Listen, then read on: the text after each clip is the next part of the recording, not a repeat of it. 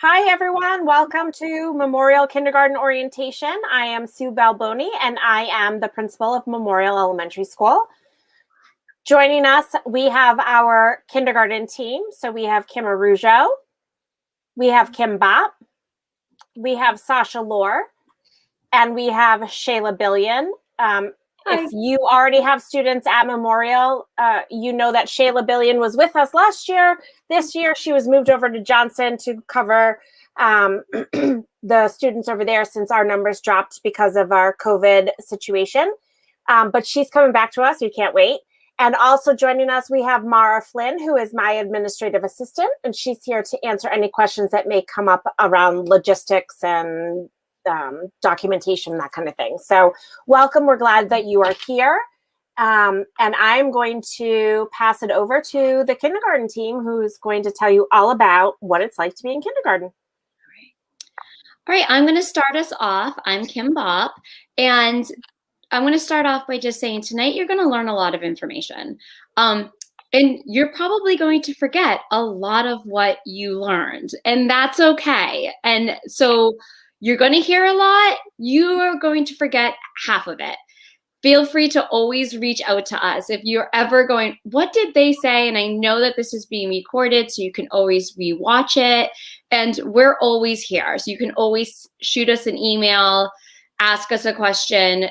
There's no silly questions. I mean, we're in kindergarten. We get asked everything. There's nothing we haven't been asked. So just email us and we will be happy to answer any questions. The most important thing that we want you to take away from tonight is that your child is going to be loved. They are going to have a great first year. They are going to make so many amazing friendships, and they are going to be part of our school community. So and we're excited. We're excited to have hopefully a pretty great normal-ish year and getting back into kindergarten and having our community going the way it usually does. And one thing that we're going to talk about is our goals in kindergarten. In kindergarten, our most important goal, especially, I mean, I want to speak for me, but I'm pretty sure it's as important with the rest of the kindergarten team, is that your children walk away from kindergarten having not only the academic goals to be successful in first grade, but also the social and emotional goals as well. We want them to feel confident in their learning and their ability to make new friends and be part of the school community. We want to provide them with a supportive and fun classroom and to help your children make new friends and discover new interests, and to also make sure that our classroom is a community where everyone feels safe, they feel comfortable, and they are accepted for who they are and feel free to learn. And one of the things that we really believe strongly in is growth mindset. So if you don't know what growth mindset is, basically you either have a growth mindset or a fixed mindset. And a fixed mindset means that you think you were born with a certain amount of intelligence and that kind of dictates the rest of your life. So you might think, I'm really good at writing, but I'm not good at math, and that means I'm never going to be good at math. And obviously we don't want to have that really limiting viewpoint put on our children. So when we have that growth mindset, we think, I can get better at something if I try. I can try new strategies. I can ask for help. I can learn from my mistakes. And in kindergarten, there are so many situations where having that growth mindset is super helpful academically, socially, emotionally. We want our students to feel comfortable in the classroom, and that mindset is a huge piece of that. So we want them to be able to look at challenges and take a step towards that challenge, feel what is hard for them, feel the feeling of failure. Honestly, to be able to make those mistakes is really big.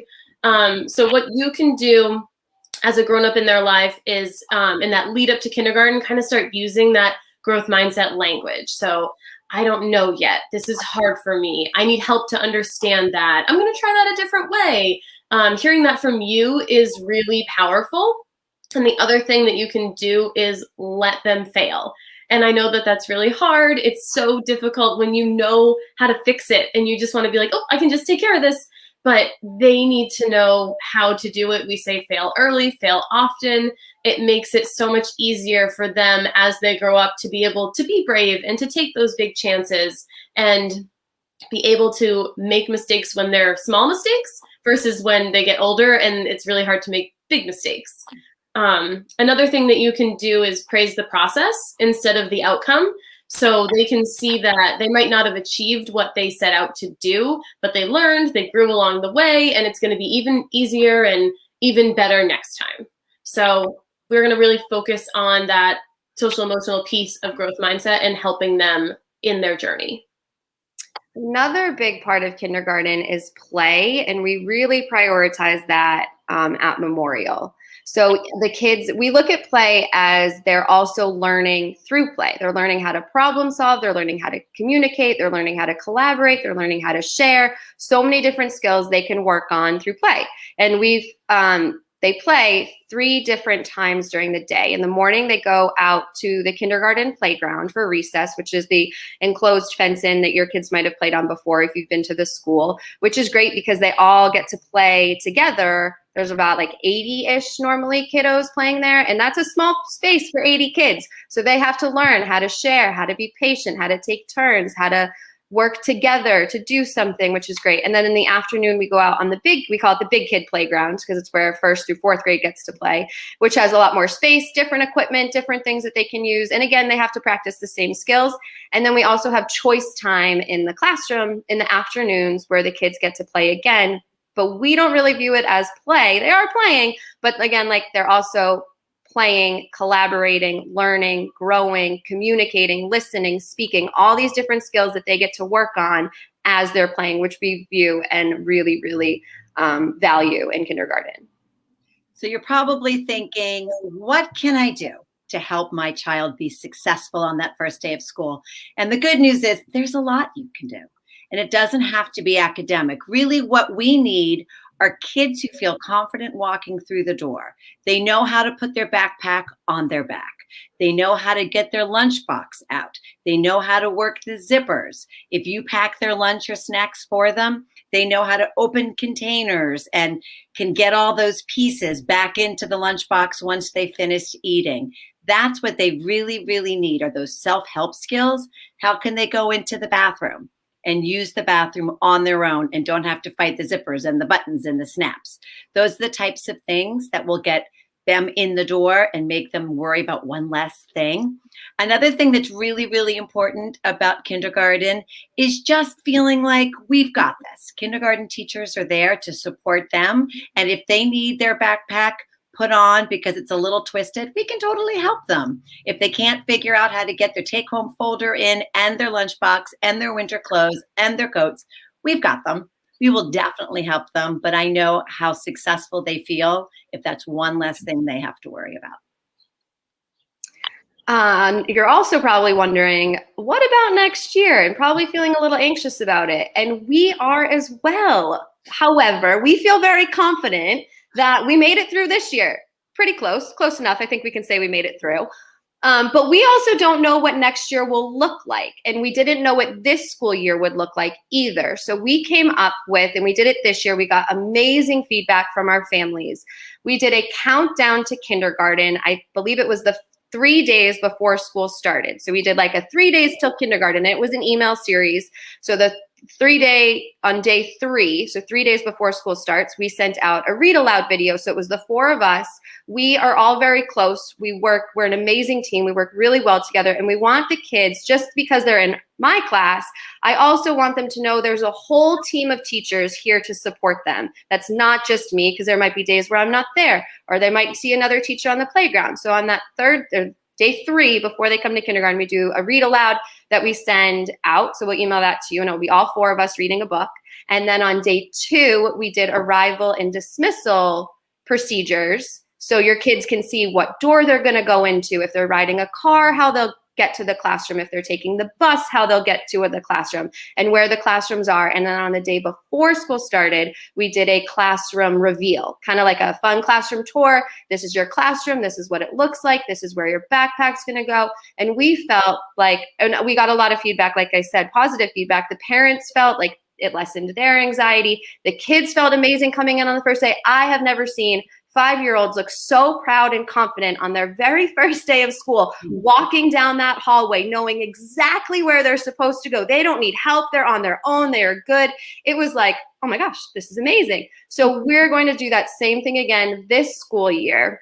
And you might also be wondering, who is my child's teacher and when am I going to find that out? We are hoping to send out placements on August 1st or around then. However, that is dependent on the state and the guidelines and regulations that they come out with. So that might end up being later, but we're hopefully going to be able to send them out around then. Another thing that we do in a typical year to make that transition to kindergarten a little easier is our staggered start. So we're hoping that we'll be able to do that again this year. We have an A day and a B day. So your child would attend one of those days. If they come on the first day, the A day, it's half the class. That gives them a little bit of like an easier way into it. You drop them off in the morning versus taking the bus. So they come in and everyone else is already in. They don't have to see all those scary big kids just yet. And they can sort of get used to the classroom a little bit on their own. If they come on the A day, they don't come on the B day. The other kids will come that day. And then the next day we would all come together and sort of be able to see each other as our full community for the first time. So it allows us to have them come in, meet their classmates, get a bit more familiar with everything before we really throw them all in on that third day. And then in a typical day, they would come in. We usually do some sort of morning work, maybe a morning work bin, maybe a check-in, some sort of activity to ease them into the day. Then we transition into a morning meeting. We do our foundations, which is like our phonological program. Then we do our readers workshop. We usually break around that time for like a snack. And as Sheila talked about, the recess on the kindergarten playground. After that, we come back in for math. We do writers workshop, and then we head to lunch. After lunch, we typically have specials, choice time, recess. We try to front load the day with all of their academics, kind of get them when they're good in the morning there, they're fresh. And then after that, we're able to go send them off to the specialists and they can have them in the afternoon. Not really, but we do the play stuff at the end of the day. And it's really helpful too when we can build in science and social studies. Those pieces kind of move throughout our day, sort of in different pieces, and they kind of work wherever they do in the classroom. And we also have some social emotional learning that will take pieces of the day and sort of be able to show us what they've learned, hopefully, during the play part of the day. And you might be thinking, worrying about your child making this transition into kindergarten, and you might be wondering, like, they're really shy at the beginning of the year, or they haven't really made a lot of good friendships or anything. And a great resource besides us is our fabulous guidance counselor, and her name is Kennedy Kern, and she's a great resource if your child is having, and maybe it isn't even a big issue, maybe it's just, they are afraid to initiate playing with someone. She's a great person. She'll pull kids together and she'll get them to know each other and talk to each other. She comes into the classroom and she does a lot of work as a whole group. And she's a great resource if you have any concerns about your child. If you're thinking, I don't know if it's a big deal, it's really not that big of a deal, but this happens every once in a while, let us know. Let Ms. Kern know. The more we know about your child, the more we can better understand them, the more we can help them and support them, and you as well. And she's a great person. She's lovely. And I wish I had a picture of her so you guys could all see what she looked like. That was a plan today and it didn't happen. But she's someone that you could definitely ask us about, and we could get you into contact with her. Perfect. And going through the survey that so many of you filled out, thank you very much. Mm-hmm. A lot of similar questions bubbled up. So I thought I would just take a few quick seconds to address some of those. A lot of questions about COVID. And as Sue said, we don't know yet. We can tell you what it looks like right now, but what it will look like in August and September, we really don't know. We have our fingers crossed. We have big, big plans. But that's sort of something that's going to have to unfold as time comes. Another question that bubbled up was about friends. How are we going to find out who's in our class? And is there a chance to get together? So as Shayla mentioned, yes, you will get an email as to who your teacher is. It will not have a class list, but it will tell you who your teacher is. And you will receive, and more, I'm going to look at you because I think you're the lady who knows, but you will receive an email. It's from the PTO.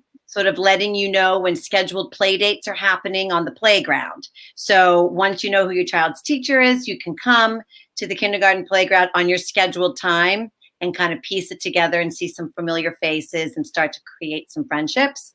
And I believe, again, Maura, I'm looking at you, 3 or so play dates are scheduled. So if you can't make one, there's definitely another one coming down the line that hopefully will fit your schedule a little bit better. Other than that, I think that was pretty much all that bubbled up on that survey. One question, sorry, Mrs. Laura. One question that did pop up was about communication from us. Thank you. A lot of parents, and that is very typical. One adjustment that I know is hard is that kindergarten is very different from preschool.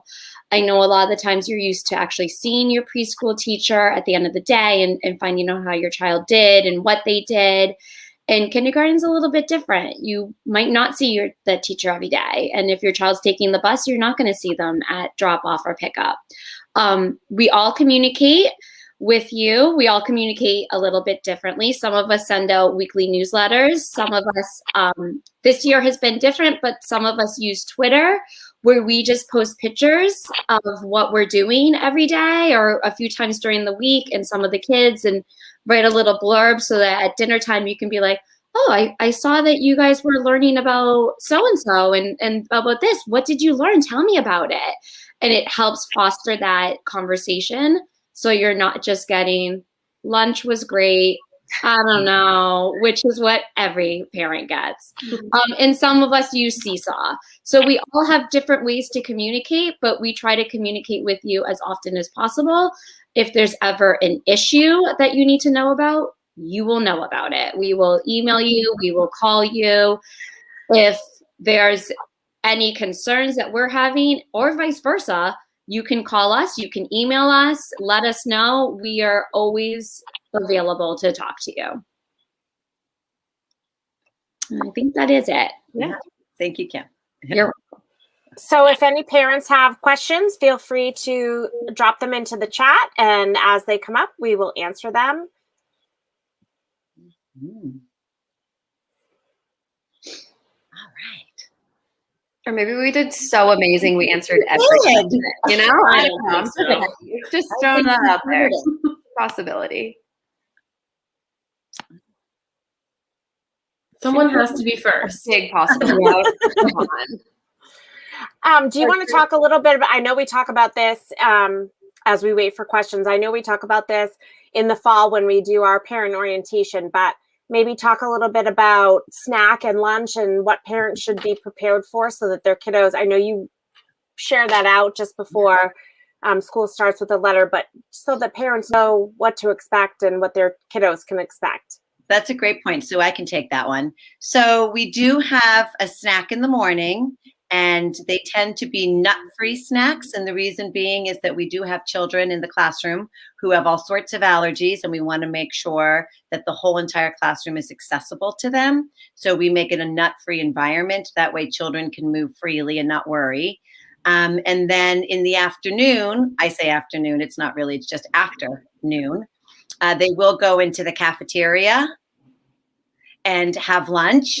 And that is an environment where we have spaces that are safe for anybody that needs to be at an allergy-free table, but the menu is a little more open as far as what you can put in your child's lunchbox.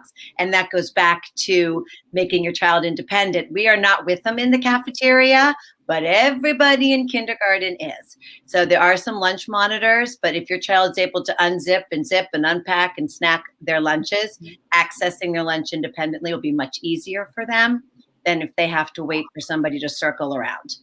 And just to clarify, the reason for the fingers crossed is because this year, while lunch was available to students every day, it was a packed lunch that they then took home with them. We were not able to eat in the cafeteria due to the spacing requirements. And so we are hopeful that next year we will be a longer day, our more typical schedule, and be able to have lunch here in the cafeteria. We do have a question. How do we sign up for the bus and any activities? So on our Natick Public Schools website, there will be a link for you to be able to sign up for the bus. It's important that you do sign up for the bus so that we can ensure that your child gets a seat on the bus. We're assuming that we'll be back to full capacity in the fall. But if not, then that may become a challenge. We typically try to accommodate every child who signs up for the bus. But that is on our website. And there is a link for all of the information. And then once they're signed up, bus passes go out just before school starts. We also have bus routes that are posted on our website under our transportation office. If you're looking for that, it is, if you go under departments and under the finance office, the business office, and then you can find transportation there and sign up. Other activities, it depends on what you're looking for. There aren't a whole lot of other activities. There is the after school ASAP program. And at this point, there may be a waiting list for kindergarten, but you can always sign up and get onto the waiting list. And then if anyone drops out, they would reach out to you to find that. Other activities, currently, we don't have any other activities that are happening just because of our COVID situation. But there have been other activities that are offered, and we send that out in the newsletter that comes out every Friday. So as you register for kindergarten, Mrs. Flynn and Mrs. Pop, who are in the front office, always make sure that you're signed up to receive the district newsletter, which comes out every Friday. It's called the NPS Engage. And at the bottom of that, you will find a link to the Memorial newsletter, which Mrs. Flynn and I publish every Friday. And that has any important information that you might need to know. And it includes any activities that may be upcoming within the school. In past years, we've had enrichment activities that your kids can sign up for that are grade level specific. They're not always offered at every grade level. Like I know the art teacher does some knitting classes that aren't available to kindergartners, but I myself used to teach a drawing class after school. I know Miss Arujo Kim used to do a Lego class after school. So those you would sign up, that would be in the e-blast that Mrs. Balboni was just talking about, where you can sign up there. So those weren't offered this year because of COVID, but in the past have been, which are really fun for the kids.